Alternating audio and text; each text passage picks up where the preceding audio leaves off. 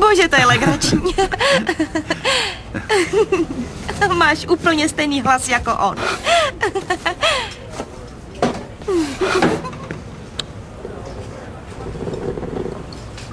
Luku. Ježiš, Kirku, co mě to děláš? Luku, pomoz mi. Nalívám tu kafe, nevidíš? Koukni se za mě. Na co si mám kouknout? Ještě tam sedí. Kdo? Lulu, sedí tam ještě Lulu. Ta tvá holka? Jasně, moje holka, tak mluv rychle, často hraje zásadní roli. Ano, ještě tam sedí. Určitě? Ano, určitě, a teď si zase běž sednout. Jenže já nevím, co mám dělat. A proč? Díval jsem se na vás a zdálo se, že je všechno v pohodě. O to jde, zdá se, že všechno klape. No a? Není to trochu zvláštní? Ne.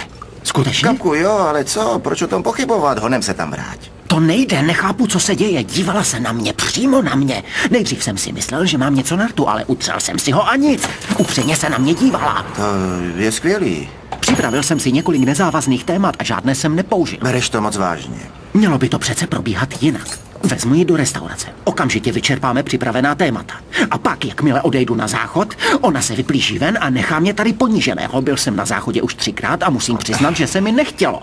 A pokaždé, když jsem se vrátil, pořád tam seděla a usmívala se. A viděl si, jak se dotkla mé paže? Co to mělo sakra znamenat? To znamená, že se jí líbíš. No dovol, tohle odvoláš. Kirku, nebudu se s tebou hádat kvůli tomu, že nevěříš, že se jí líbíš, protože upřímně taky nechápu proč, ale důležitý je jedno, že jsi ji zaujal. Zaujal? Ano, směje se a usmívá se.